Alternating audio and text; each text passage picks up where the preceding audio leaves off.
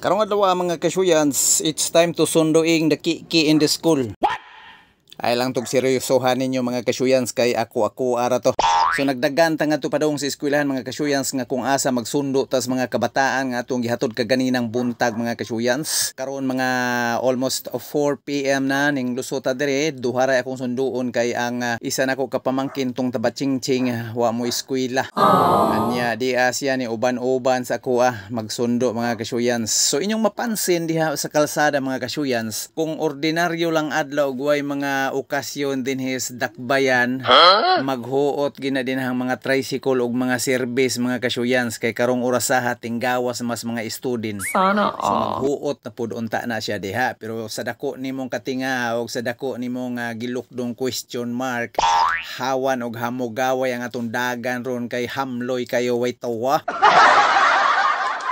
So, padung tad to sa eskwelahan, doon na lang ta din sa eskwelahan mga kasuyans. Gikan dito tumoy padung na to ngari, murag talagsa ra gyud kayo ang mga sakyanan nga ato ang masugatan.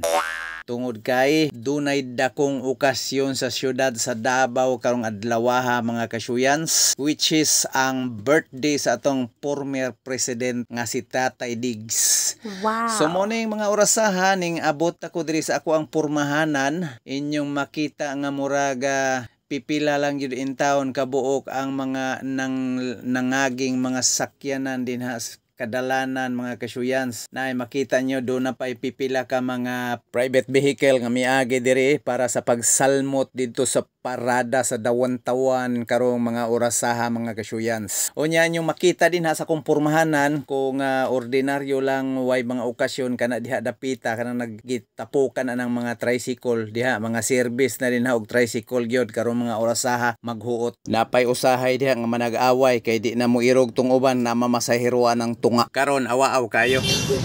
Mingaw ang dapit mga kasuyans kay ang tanang tao na birthday.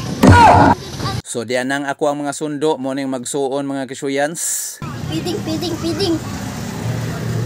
Nagay Chris Rock. Hayahay ng paminaw ng isa kay nakatimo na ipiding daw siya mga kasuyans. So na mga libre sa eskwelahan pan o fresh milk. So way daghang langan mga kasuyans about pace dayon tungod kay awaaw kayong danay makita ninyo pagpadung na to og pagpauli. Mao na gini ang sitwasyon sa kadalanan diri sa Talomo area mga kasuyans. Perti en taong mingawa way tawa. May untag magperminti na lang unta ning ani aron hamogaway ang atong pagdagandagan aning mga lugar nga di daghag tan-awon daplin kay bihira naman kayong mga diri unta maging ani na lang perminti mga kasuyans og kana lang sa ang atong may pakita nga mga aktibidad karong adlaw